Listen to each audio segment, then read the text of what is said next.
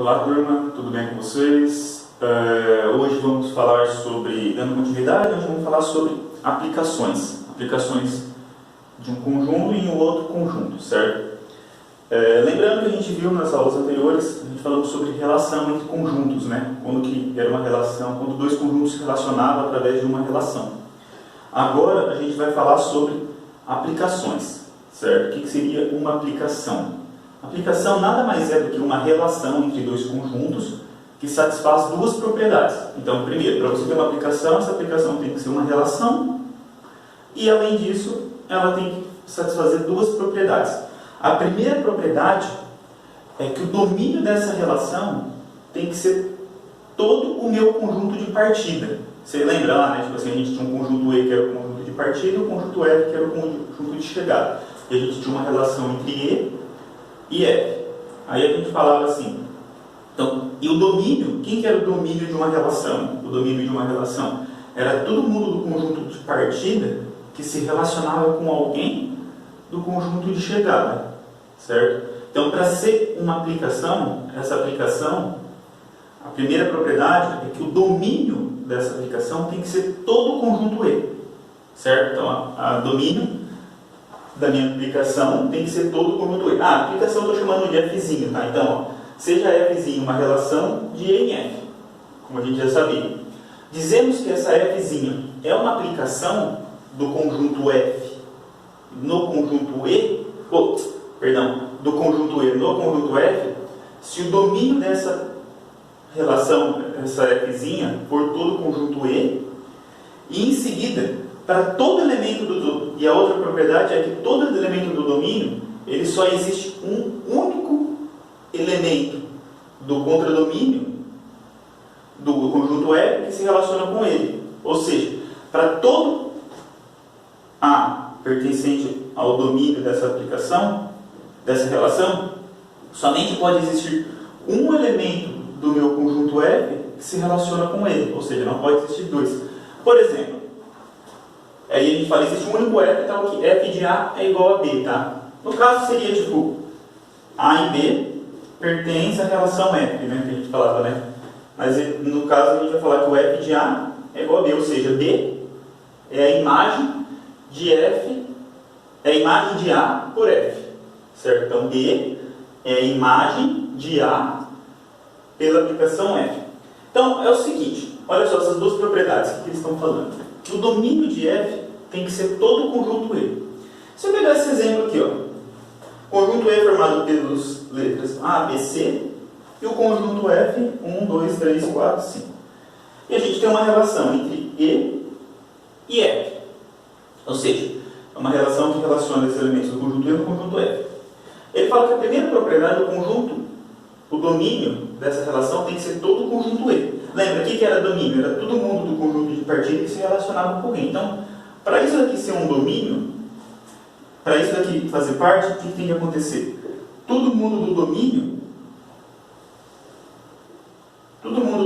tem que se relacionar, todo mundo do conjunto E tem que se relacionar com alguém do conjunto F. Ou seja, o domínio vai ser todo o conjunto E. Se você olhar aqui no conjunto E, tem alguém sobrando? Não tem, né? Não tem ninguém sobrando. Se aqui você tivesse, por exemplo, um D, aí você iria falar o seguinte, que o domínio da relação F não é todo o conjunto E. Por que não é todo o conjunto E? Porque o conjunto E era formado por A, B, C e D, e o domínio só tinha A, B e C. Então isso aqui não iria fazer parte, então tem que ser desse jeito. A segunda propriedade, ele fala o seguinte, que todo mundo que está no domínio dessa minha aplicação tem que se relacionar com apenas um único elemento do meu conjunto F. Por exemplo, o A se relaciona só com quem? Só com 1. O B, só com 2. E o C, só com o 4. Ou seja, todo mundo do domínio só se relaciona com um elemento do F. Se eu tivesse isso daqui, ó, o que vocês iriam falar para mim? Não satisfaz essa segunda propriedade. Por que não satisfaz a segunda propriedade para ser a aplicação? Porque você tem um elemento do domínio, que é esse elemento C, que está se relacionando com dois elementos do meu conjunto F. Então isso aqui não seria uma aplicação, tá? Então isso aqui não pode acontecer para ser aplicação. Não pode acontecer, certo? Agora umas observações aqui, só para a gente relembrar alguma coisinha. O F, esse conjunto F, que era o conjunto de chegada, quando a Fzinha sempre vai ser aplicação, tá, no caso, né? E F grande é quando você fala conjunto, para conjunto. Essa Fzinha, esse F aqui, F grande, que é o conjunto, ele vai ser chamado de contradomínio. Se é pelo domínio, a F grande é o contradomínio. Tá? O contradomínio da F é o 1, o 2, o 3, da Fzinha, o contradomínio é 1, 2, o 3, o 4 e o 5. Tá? Eu não falei nada ainda de imagem da aplicação. E duas aplicações também vão ser iguais. Quando que duas aplicações vão ser iguais? F e G. Quando a F de um elemento vai ser igual a G de X para todo elemento do meu conjunto E. Duas aplicações são iguais quando você pegar F de X for igual a G de X para todo X em E. Tem que ser para todo. Se você tiver 10 elementos e 9, você ter essa igualdade e um elemento for diferente, já não são iguais. Certo? E uma outra coisa que a gente sempre estava acostumado a chamar é de função, né? Como que uma aplicação, no caso, vai ser chamada de função? É simples. Quando esse conjunto F, aqui, esse conjunto F, que é o meu contradomínio, for um conjunto numérico. Que tipo de conjunto numérico? Pode ser os naturais, os inteiros, os racionais, os reais, os complexos. Então, uma aplicação vai ser chamada de função, quando o meu contradomínio for um conjunto numérico. Agora, pessoal, vamos ver aqui um exemplo de 4 relações e vamos tentar verificar qual dessas 4 relações é uma aplicação, né? Ou seja, é uma relação que tem que satisfazer o quê? Aquelas duas propriedades. Quais é? O domínio da relação tem que ser todo o conjunto de partida, certo? E todo elemento do domínio só pode relacionar com alguém, somente com um elemento do contradomínio, tá? Que é a segunda propriedade. Vamos pegar o conjunto E formado pelos elementos A, B, C e D e o conjunto F formado pelos elementos M, N, P, Q e R, certo? Conjunto E com 4 elementos e o conjunto F com 5. Olha a primeira relação, R1. O A se relaciona com o N. Então você tem aqui o A com o N. O B se relaciona com o P. E o C se relaciona com o Q. Pergunta é, essa relação é uma aplicação? O que vocês acham? Sim ou não? Tem que satisfazer aquelas duas propriedades. Se a gente olhar, a R1, essa relação não é uma aplicação. Por que ela não é aplicação? Porque o domínio da R1 é quem? A, B e C, que é diferente do conjunto E, né? Porque tem um cara aqui que não se relaciona com ninguém. Então R1 não é aplicação, pois o domínio da R1 é diferente do meu conjunto E. Vamos ver a R2 agora. O A se relaciona com N, o B se relaciona com N, o C se relaciona com Q e o D se relaciona com R. Pergunta é, essa R2 é uma relação? Quem que é o domínio da R2? Se você olhar, o domínio da R2 vai ser o A, o B, o C e o D. Ou seja, o domínio da R2 é igual a todo o conjunto E. Beleza, satisfaz toda a propriedade.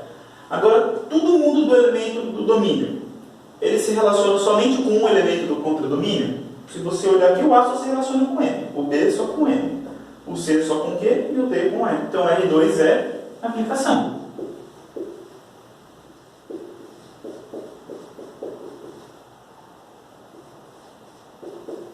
Vamos olhar R3. Olha só. O A se relaciona com N, o B se relaciona com N, o C se relaciona com Q e o D se relaciona com R.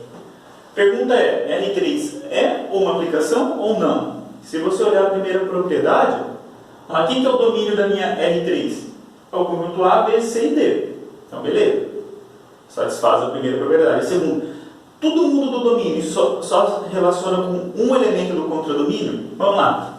O A se relaciona com M, só. O B só se relaciona com M também, não tem problema. O C se relaciona com Q e o D com R, ou seja, todo mundo elemento do domínio só se relaciona com um elemento do contradomínio. Pessoal, não importa, ó, o A só se relaciona com M, o B só se relaciona com o N. Não importa que esses dois elementos aqui, o A e o B, se relacionam com o mesmo. O que não pode acontecer é o A se relacionar com o M e o A se relacionar com o M também, por exemplo, o A se relacionar com 2. Lembra da função constante, né? O que é a função constante? Ela pega qualquer elemento do domínio e leva apenas naquela constante do contradomínio. E é uma aplicação. Todo mundo é levado no mesmo elemento, mas nenhum elemento é levado em dois diferentes, dois distintos. Então R3 também é aplicação.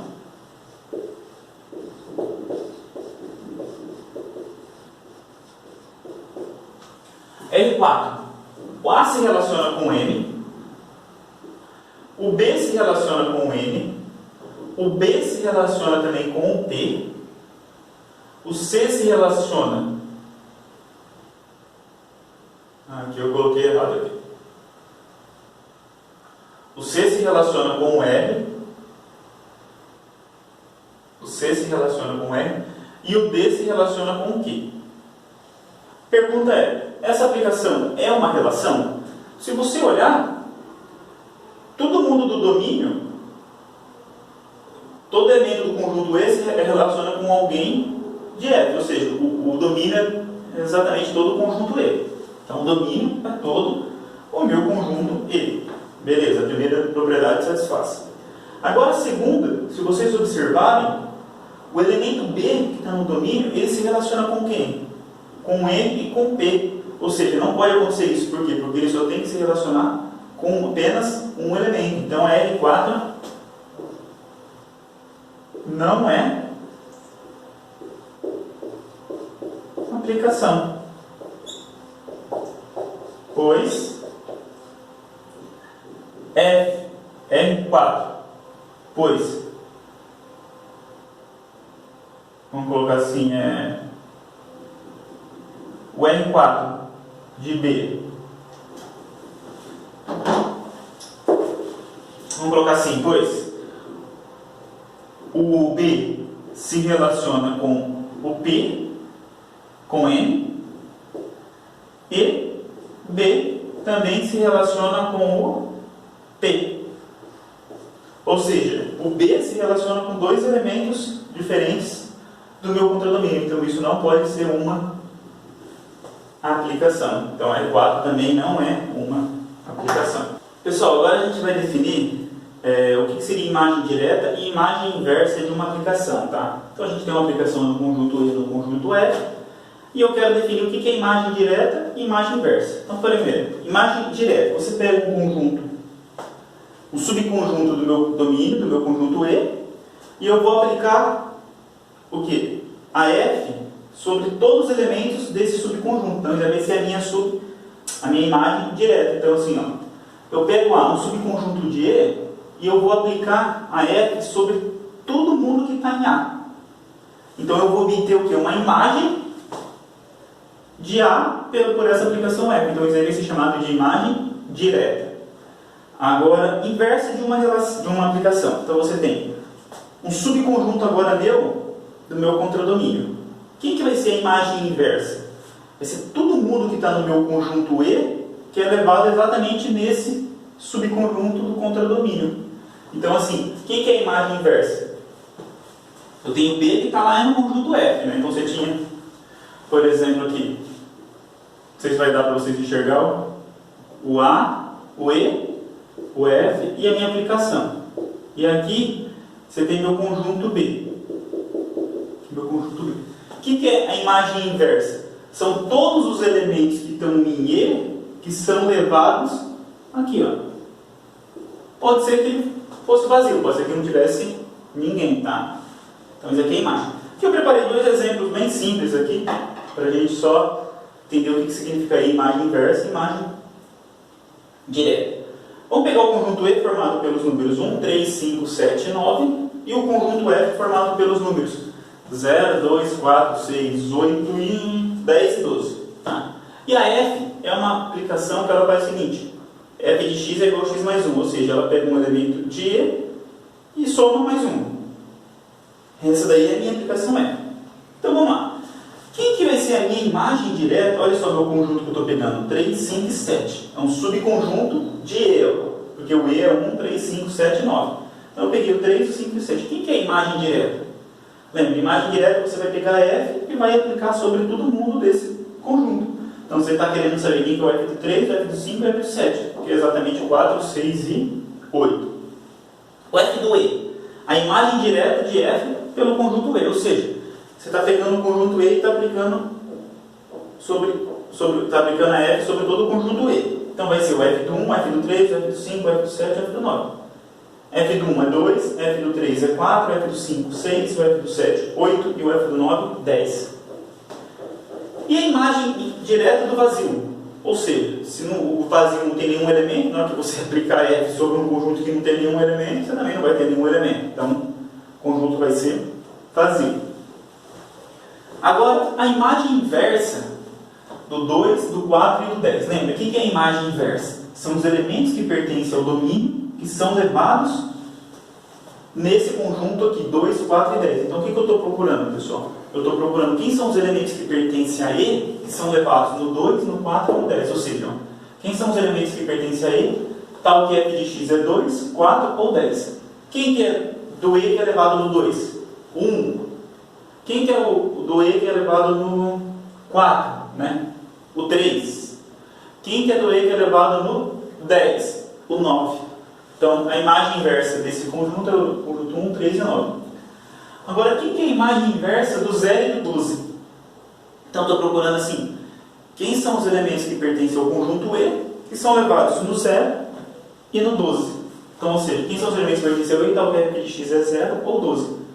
Quem seria levado no 0 por essa aplicação? Só o menos 1, né? Porque o f de menos 1 é 0. Mas esse conjunto é vazio.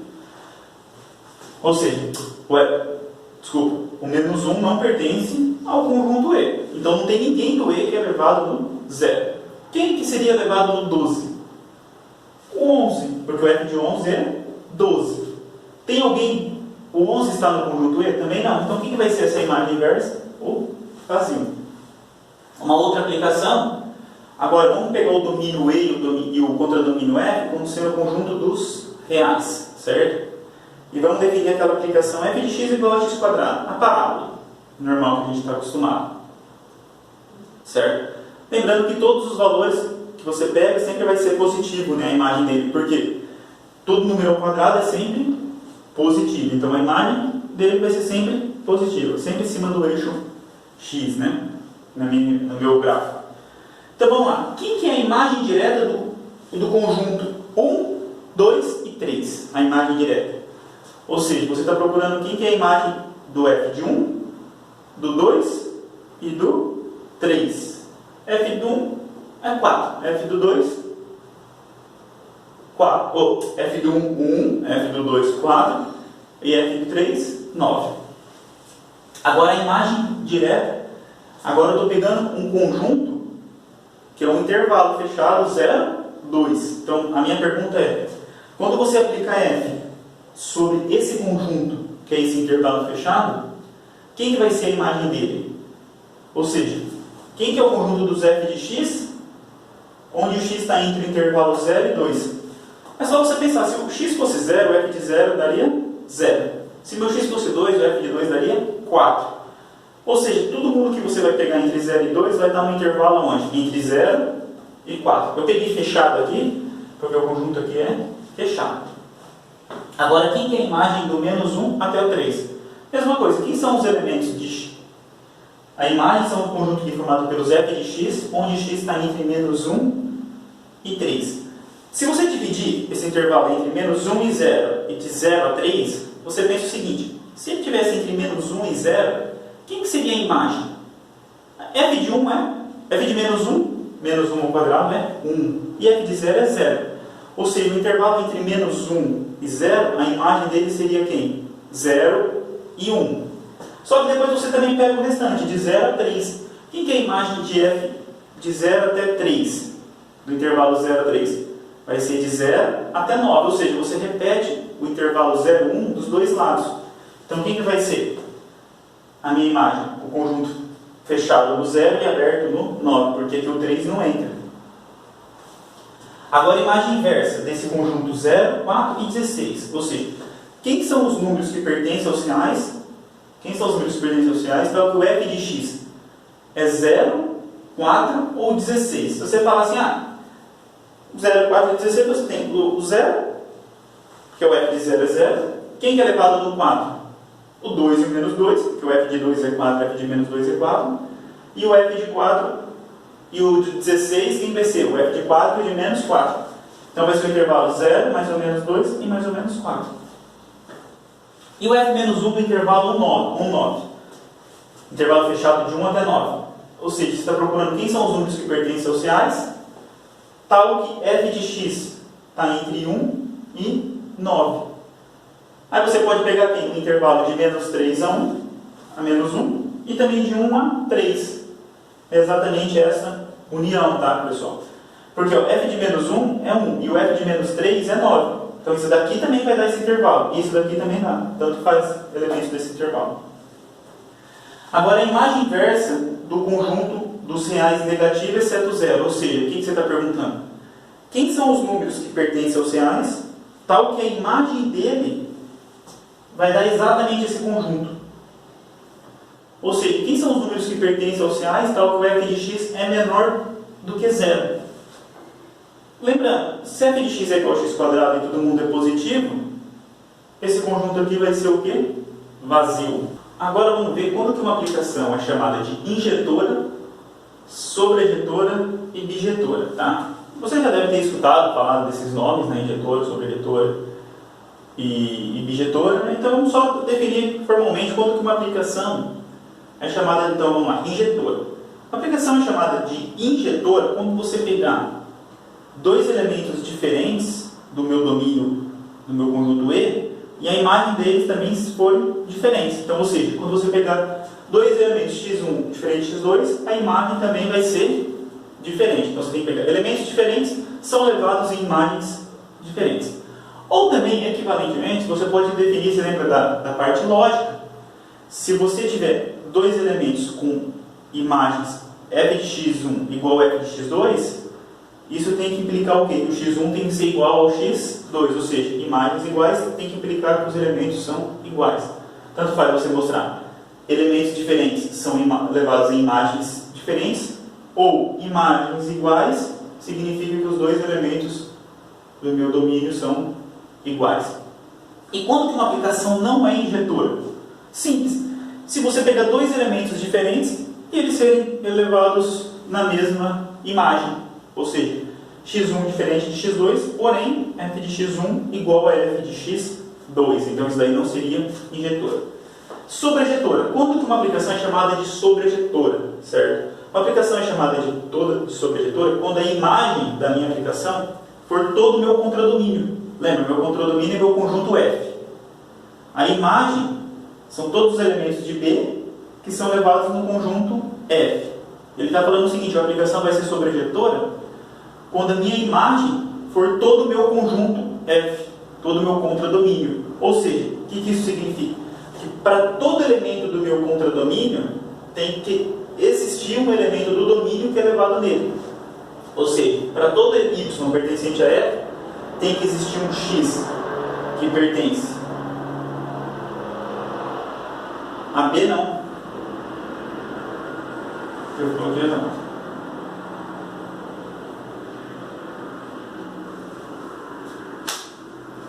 Aqui a imagem é F e aqui é I. Tá, pessoal? Então, a imagem, lembrando que a gente está fazendo o quê? Uma aplicação que vai de E em F. Tá? Então, o que ele está falando? É o seguinte, que para todo y de F, tem que existir um x em E que é elevado nele, ou seja, não pode ficar ninguém sobrando em F. Por isso, aí a aplicação vai ser chamada de sobrejetora.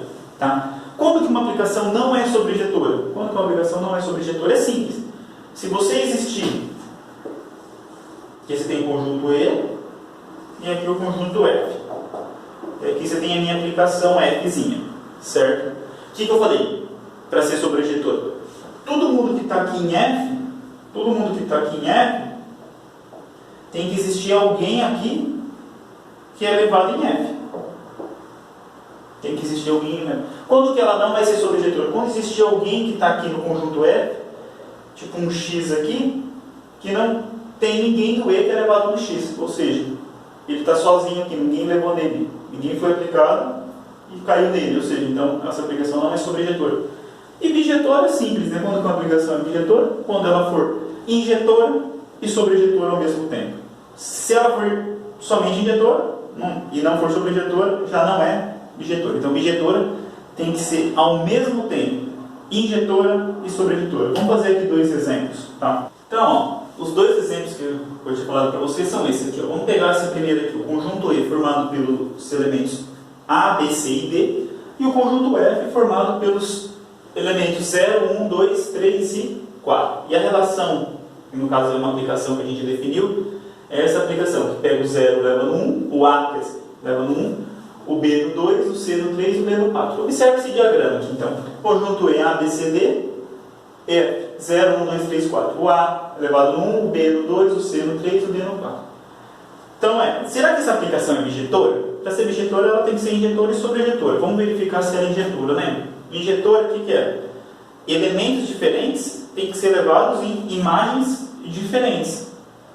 Então, ou seja, se você tem elementos diferentes, para ser levados em imagens diferentes, você não pode ter o que? Flechas saindo de elementos diferentes e se encontrando em mesmo elemento. Ou seja, flechas o que?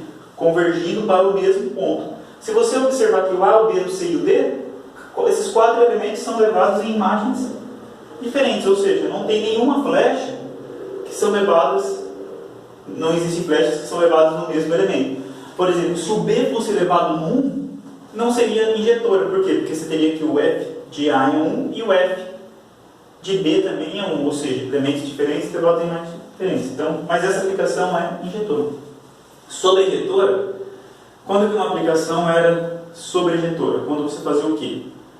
Qualquer elemento que estava no seu contradomínio, ou seja, o seu contradomínio tinha que ser exatamente toda a sua imagem. Ou seja, para todo elemento do contradomínio, tem que sempre existir um elemento do domínio que é levado nele.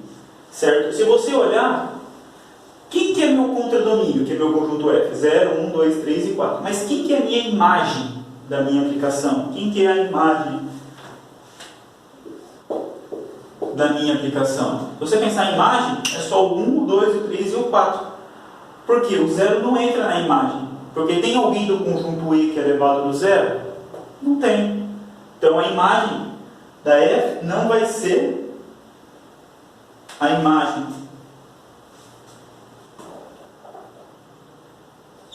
ou seja, a imagem da minha F, da minha aplicação F, não é meu conjunto F. Por que é meu conjunto F? Porque o 0 não pertence a essa imagem, então ela não é sobrejetora. Ou seja, a gente conseguiu exibir um elemento que está no conjunto F que não tenha ninguém do conjunto E que é elevado no F. Então, ou seja, ela não é sobrejetora. Agora, olha essa aplicação. F de x, essa aplicação aqui, linear, né? 3 vezes x menos 1. Certo? Vamos verificar se ela é injetora. Para ela ser injetora, o que tem que acontecer? Elementos diferentes serem levados em imagens diferentes. Então, se eu pego um x1 diferente do x2, eu tenho que mostrar o quê?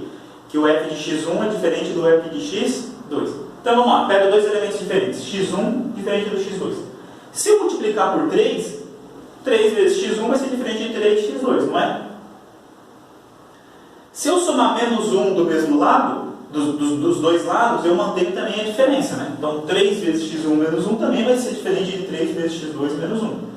Mas quem que é 3x1 menos 1 e quem que é 3x2 menos 1? É exatamente o f de x1 e exatamente o f de x2. Ou seja, o f de x1 diferente do f de x2, então ela é injetora. Agora, sobrejetora. O que eu tenho que mostrar para ser sobrejetora?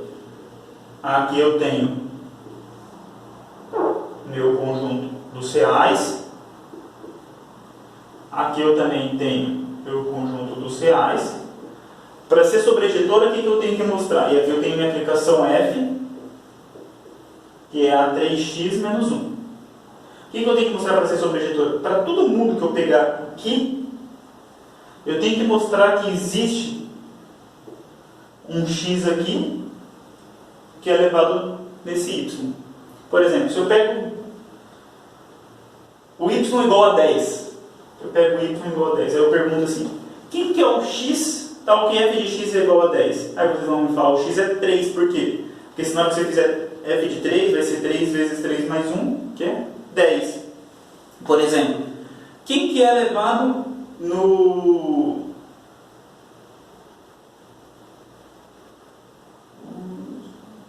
13? Quem que é elevado no 13, por exemplo? É o 4. Por que o 4 é elevado no 13? Porque na hora que você fizer f de 4, é 3 vezes 4 mais 1. Ou seja, mas você tem que fazer isso para todos os casos. Então vamos lá. Dado um y, eu quero mostrar quem que é esse x que é elevado. Basta fazer o seguinte, então eu quero exibir um x, tal que f de x é igual a y. Isso tem que acontecer. Para isso acontecer, então 3x menos 1 tem que ser igual a y. Somar menos 1 dos dois lados, aqui, somando 1 dos dois lados, eu vou ter o quê? Que 3x é igual a y mais 1. Dividindo essa igualdade por 3, eu tenho o quê? Que x é igual a y mais 1 sobre 3. Então, por isso que eu falei, se eu pegar o y igual a 10, que eu falei, o que vocês vão fazer?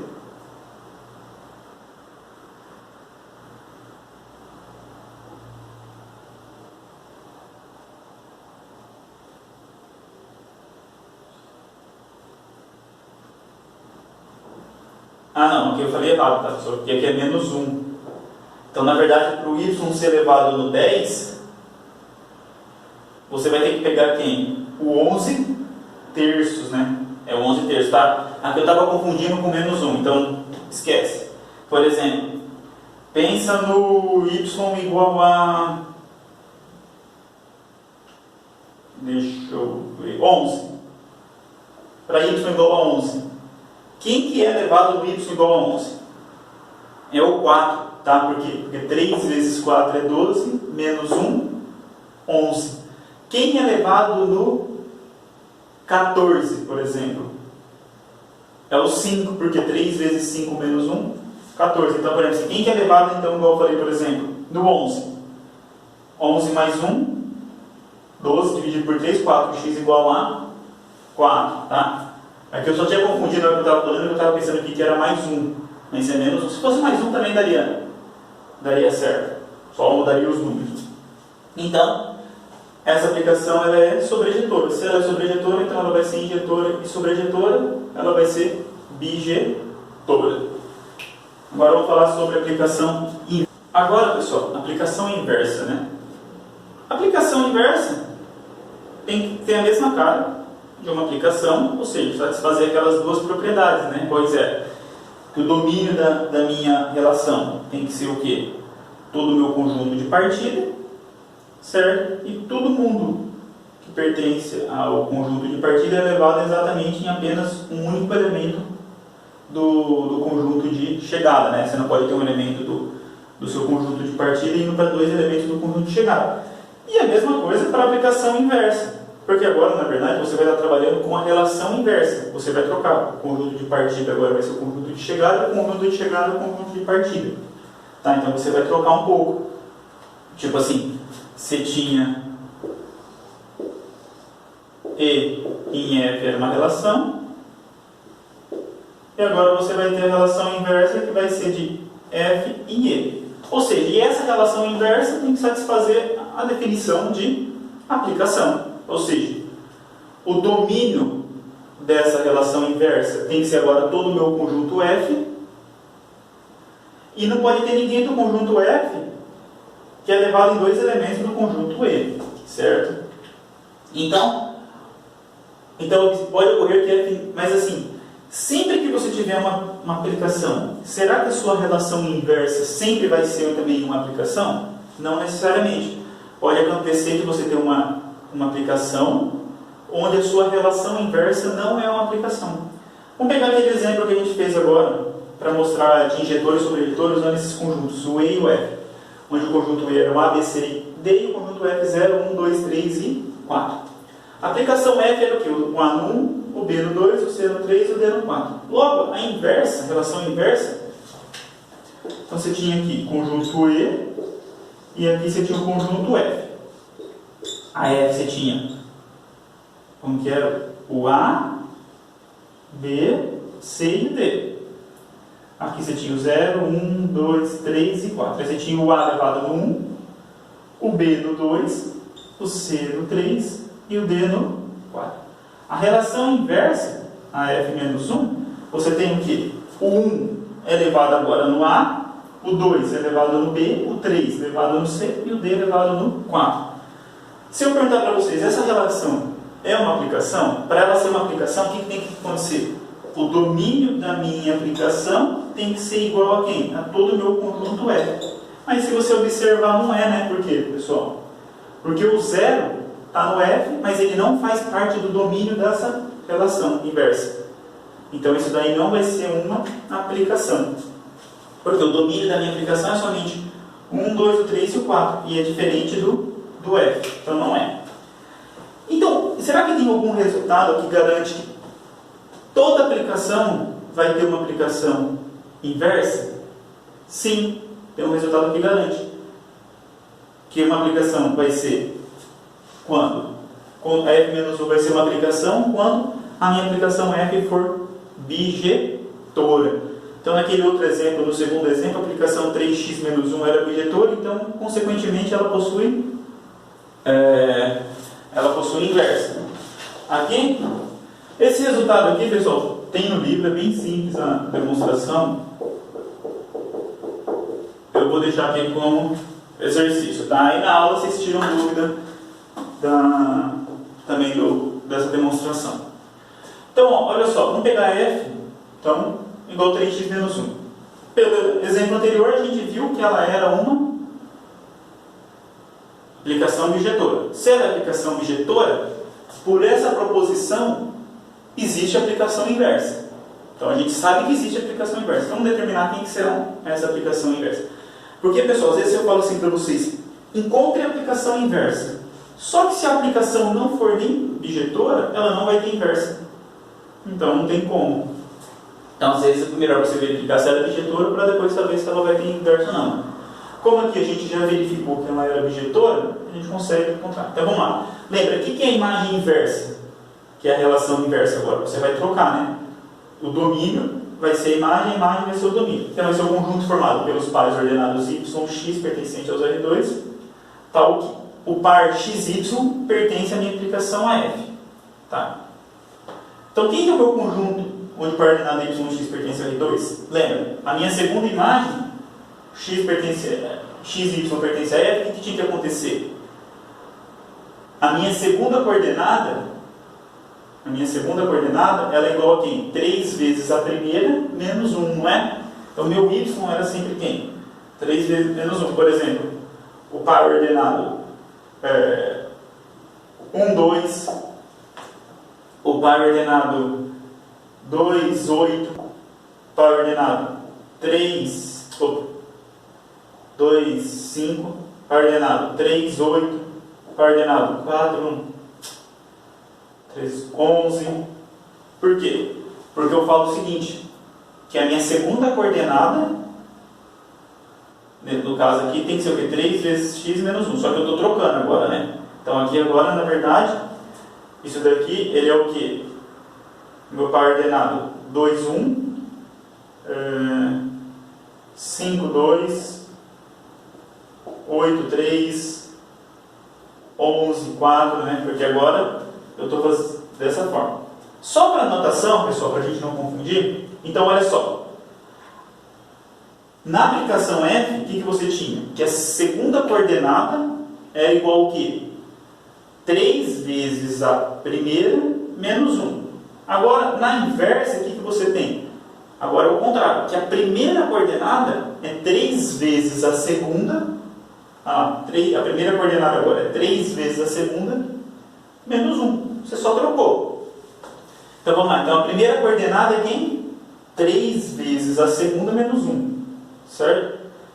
Ou seja, quem que vai ser a minha segunda coordenada? Se eu fizer o quê? Menos 1, eu passar para esse lado e o 3 dividir, a minha segunda coordenada vai ser quem? X mais 1 sobre 3. Então, quem seria a minha aplicação inversa, f menos 1 de x? É x mais 1 sobre 3. Eu consegui trocar ela. Eu consegui achar a inversa. Então, lembra, você tem a f, que ela vai do conjunto E no conjunto F, a fzinha, aplicação, e agora eu estou procurando a inversa, ou seja, que vai do meu conjunto F no meu conjunto E. Então, foi isso que eu encontrei. Então, a inversa vai ser f menos 1 de x igual a x mais 1 sobre 3. Pessoal, como atividade, dá para vocês fazerem já os exercícios 1, 2, 3, 4 e 5 de aplicações daquela parte de aplicações da apostila, tá? Então isso aqui já dá para vocês fazerem. Até mais, pessoal.